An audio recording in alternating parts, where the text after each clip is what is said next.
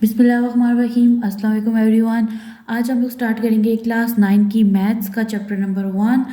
तो आज हम लोग स्टार्ट करेंगे एक्सरसाइज नंबर 1.1 को। ठीक है, तो एक्सरसाइज को स्टार्ट करने से पहले आपको कुछ डेफिनेशंस आनी चाहिए ताकि आप लोग इजीली क्वेश्चंस को सॉल्व कर सकें। तो सबसे पहले तो आपको पता होना चाहिए कि मैट्रिक्स क्या है। ठीक है, क्योंकि सबसे पहला जो क्वेश्चन है आपकी 1.1 का, वहाँ पे आपने मैट्रिक्स के ऑर्डर को डिफाइन करना है। ठीक है, तो देखिए अब आपके पास मैट्रिक्स क्या है। ठीक है, अब matrix is an array of number. Array का मतलब क्या है? एरे का मतलब होता है अरेंजमेंट ऑफ नंबर, यानी नंबर्स को अरेंज करके लिख देना। ठीक है, तो उसको हम लोग क्या बोल रहे होते हैं? मैट्रिक्स बोल रहे होते हैं। अब देखिए, तो हमारे पास जो मैट्रिक्स होता है हम लोगों ने उसको किस फॉर्म में लिखा होता है? तो स्क्वायर ब्रैकेट के अंदर जो नंबर्स लिखे हुए होते हैं ना, इन एन एरे की फॉर्म में, यानी अरेंजमेंट में, अरेंज करके जब हम लोग नंबर्स को स्क्वायर ब्रैकेट में लिख देते हैं तो वो क्या बन जाता है? आपके पास मैट्रिक्स बन जाता है। ठीक है, लेकिन 1.1 में आपका क्वेश्चन नंबर 1 में जो लफ्ज यूज हुआ है वो मैट्रिसेस हुआ है। तो मैट्रिसेस जो है वो क्या है? मैट्रिक्स का प्लूरल है। ठीक है, अब देखिए, तो आप जब मैट्रिक्स लिख लेते हो तो आप क्या करते हो? उसको कोई नेम असाइन करते हो। ठीक है, ताकि आप उसको आइडेंटिफाई कर सको। तो हम अब देखिए, मैंने यहाँ पे एक मैट्रिक्स लिखा है। ठीक है, मैट्रिक्स को लिखने के बाद यानी मैंने दोनों कंडीशंस को फुलफिल किया। एक तो मैंने नंबर्स को अरेंज करके लिखा, यानी एरे ऑफ नंबर्स। ठीक है, फिर मैंने क्या किया? उसको स्क्वायर ब्रैकेट में लिखा। ठीक है, फिर मैंने क्या किया कि उसको कोई नेम भी असाइन करना है ना, तो मैंने उससे क्या कह दिया कि जो मैट्रिक्स है इसका नेम क्या है? ए है। ठीक है, आई होप आपको समझ आ गई होगी मैट्रिक्स की डेफिनेशन। नेक्स्ट है आपके पास ऑर्डर ऑफ अ मैट्रिक्स। ठीक है, अब मैट्रिक्स का ऑर्डर क्या है? अब देखिए, मैट्रिक्स के ऑर्डर में आपके पास दो चीज़ें होती हैं। ठीक है, एक होती है आपके पास रोज और दूसरी होती है column. The number of rows and column that matrix has is called its order. यानी कि ऑर्डर ऑफ मैट्रिक्स क्या होता है? मैट्रिक्स की रोज एंड कॉलम्स। ठीक है, तो अब आपको पता होनी चाहिए कि रोज किसे बोलते हैं और कॉलम्स किसे बोलते हैं। जब भी आपके पास कोई इंट्रीज है, अब इंट्रीज किसको बोलते हैं? देखिए यहाँ पे लिखा हुआ है, in matrix all the entries presented in horizontal way are the row of matrix. अब इंट्रीज क्या है? ठीक है, इंट्रीज बोलते हैं, देखिए ये नंबर्स। अब ये एक पहली एंट्री है, ये दूसरी है, तीसरी है। यहाँ पे टोटल कितनी एंट्रीज हैं? 6 हैं। ये देखिए 1 2 3 4 5 6। ठीक है, ये लफ्ज भी आपको क्लियर हो गया होगा। अब जो रो क्या चीज़ है कि आपके पास जो एंट्रीज लिखी हुई हैं वो किस फॉर्म में लिखी हुई हो? हॉरिजॉन्टल वे में लिखी हुई हो, तो आप उन्हें क्या बोलोगे? रोज बोलोगे। तो अब देखिए यहाँ से अब हॉरिजॉन्टल हॉरिजॉन्टल वे कौन सा है? देखिए ये वाला जो वे है ना, ये हॉरिजॉन्टल है। तो ये देखिए ये वाली जो लाइन है इसे हॉरिजॉन्टल आप बोलोगे और इसे भी बोलोगे। ठीक है, तो अब देखिए, तो इसमें कितनी रोज हैं? 2 रोज हैं। ठीक है, अब देखिए आपको एक और बात जो है वो मैंने बतानी है कि जब भी आप ऑर्डर लिखते हो मैट्रिक्स का, ठीक है, तो उसको किस फॉर्म में लिखते हो कि आपके पास दो चीज़ें होती है ना, एक रो होती है और एक कॉलम होता है। आपने क्या करना होता है? पहले रोज को लिखना होता है और फिर कॉलम को लिखना होता है। ठीक है, जैसे मैं आपको लिख के दिखाती हूँ, ये मैट्रिक्स है ना, ठीक है, इसको ऑर्डर लिख के दिखाती हूँ। देखिए अभी मैंने बताया कि हॉरिजॉन्टल वे में जो नंबर लिखे होते हैं वो क्या होती हैं? रोज होती हैं। ठीक है, तो पहले हम लोग क्या लिखते होते हैं? रोज। तो यहाँ पे कितनी रोज हैं? 2। तो मैं यहाँ पे लिख दूंगी 2। ठीक है, फिर मैं एक स्लैश डालूंगी, फिर मैं बाय लिखूंगी, फिर मैं अगेन स्लैश डालूंगी। अब मैं यहाँ पे देखूंगी कॉलम कितने हैं। तो कॉलम जो होते हैं वो वर्टिकल वे में जो नंबर लिखे होते हैं, तो वर्टिकल कौन से हैं? ये वाले। ये देखिए 3 है, तो यहाँ पे कितने कॉलम्स हैं? 3। ठीक है, हॉरिजॉन्टल कितनी थी? यहाँ पे 2 थी। नंबर्स की अरेंजमेंट तो वो यहाँ पे आ गया 2, जो कि हमारी रोज थी। और वर्टिकली फॉर्म में जो नंबर्स लिखे हुए हैं वो कितनी रोज में आ रहे हैं, सॉरी मतलब अरेंजमेंट में या फॉर्मेट में आ रहे हैं, तो वो 3 है। ठीक है, तो यहाँ पे इसका ऑर्डर क्या बन जाएगा? 2/3। तो अब आपको रो भी समझ आ गई होगी। अब यहाँ पे देखें तो आपके पास कितनी रोज हैं? 2 रोज हैं। ठीक है, ये देखें ये वाली जो चीज़ है ना, हॉरिजॉन्टल वे में जो नंबर लिखे हुए हैं तो उनको हम लोग बोलते होते हैं रोज। ठीक है, और इंट्रीज किसको बोलते हैं? ये वाले जो नंबर्स हैं इंट्रीज है। नेक्स्ट है आपके पास कॉलम।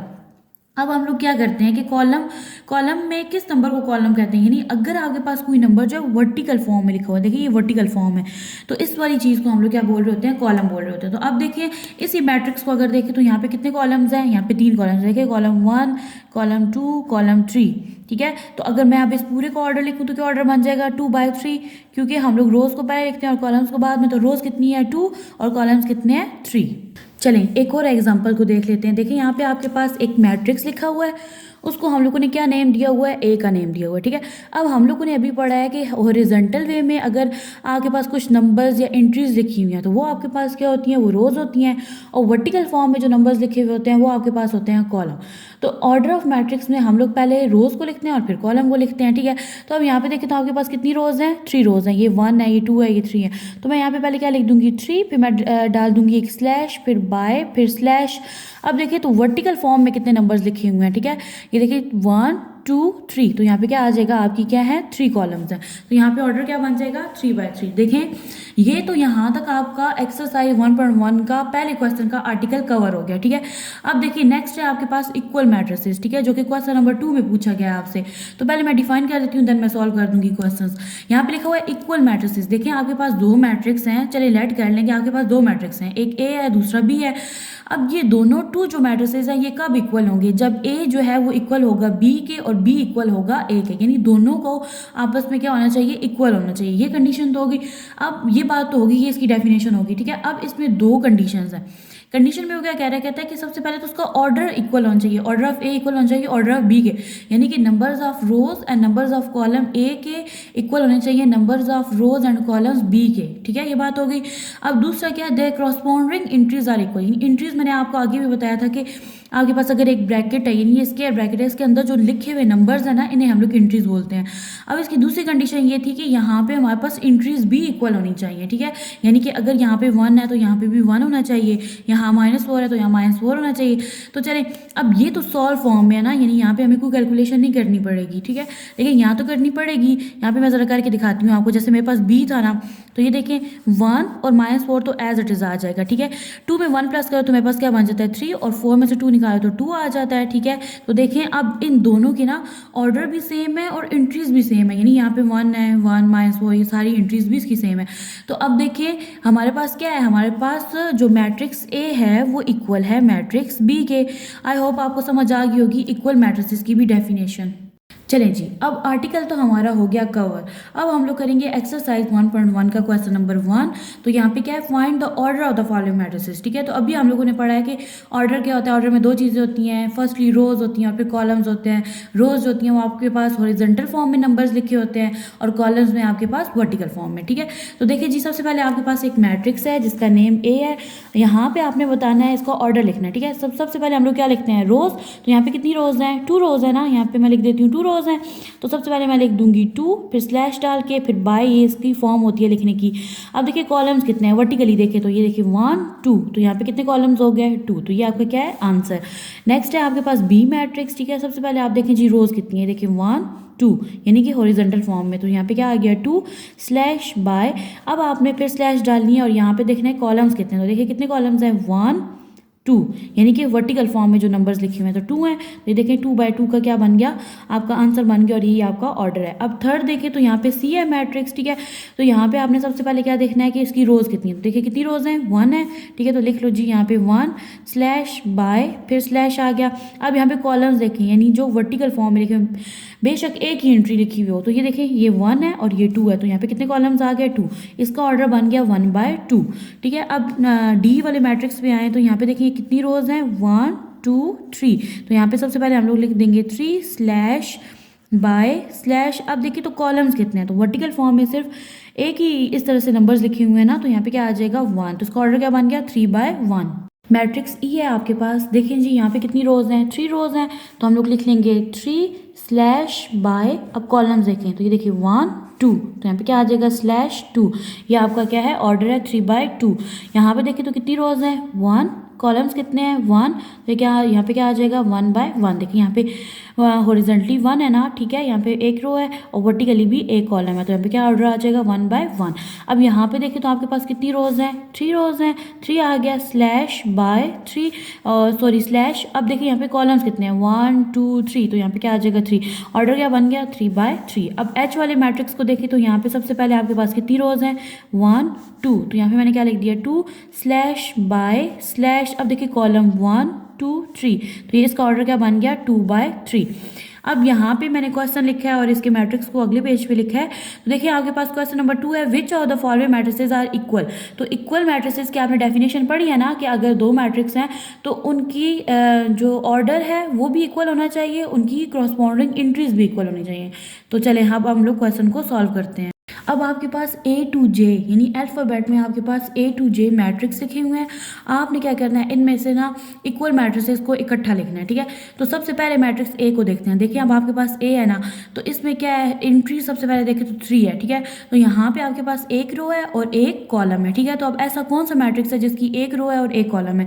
तो यहाँ पे देखें आप, अगर C मैट्रिक्स को सॉल्व करें ना, 5 में से 2 को निकालें तो यहाँ पे आपके पास क्या आ जाएगा, 3 आ जाएगा, ठीक है। तो यहाँ से क्या शो हुआ कि A मैट्रिक्स, जो आपका मैट्रिक्स A है वो इक्वल है, matrix A is equal to matrix C, ठीक है।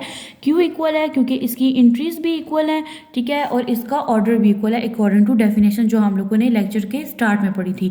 अब देखिए तो बी वाले मैट्रिक्स को देखिए तो यहाँ पे लिखा हुआ है 3 और 5, यानी इंट्री जो है वो आपके पास क्या है, 3 और 5 है, और यहाँ पे आपके पास एक रो है और 2 कॉलम्स हैं, ठीक है। तो यहाँ पे टिक कर लेते हैं। देखिए ये किसके साथ मैच कर रहा है, आई वाले के साथ। यहाँ पे 3 है, अब 3 में 2 प्लस करोगे तो यहाँ पे क्या बन जाएगा, 5 बन जाएगा। मैं यहाँ पे नीचे लिख भी देती हूँ, 3 और यहाँ पे 5 बन जाएगा, ठीक है। तो देखिए हमारी इंट्रीज भी सेम है और ऑर्डर भी सेम है। तो यहाँ पे क्या प्रूव हुआ कि आपका जो मैट्रिक्स बी है वो इक्वल है मैट्रिक्स आई के, ठीक है। तो मैं यहाँ पे लिख देती हूँ मैट्रिक्स आई, ठीक है। अब नेक्स्ट देखिए तो आपके पास डी है, ठीक है। तो यहाँ पे आपके पास आ रहा है 5 और यहाँ पे आपके पास है 3, यहाँ पे एक रो है और 2 कॉलम्स हैं।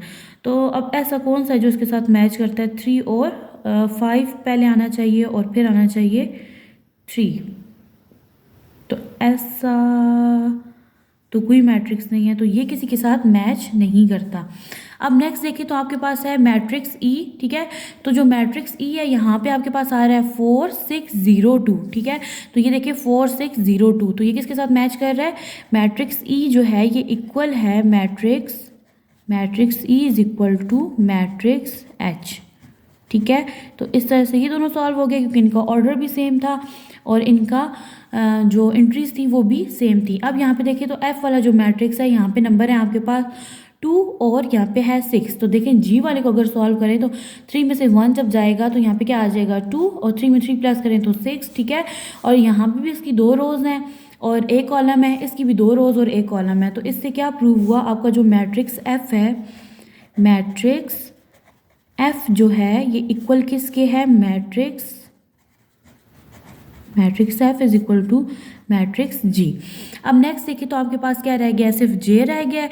तो जे को हम लोग पहले सॉल्व करते हैं। तो देखिए यहाँ पे 2 में 2 प्लस करो तो क्या बन जाता है 4, 2 में से 2 निकला तो क्या आ गया यहाँ पे 0, 2 में 4 प्लस करो तो यहाँ पे आ जाता है 6 और 2 और 0 यहाँ पे क्या बन जाएगा 2, ठीक है।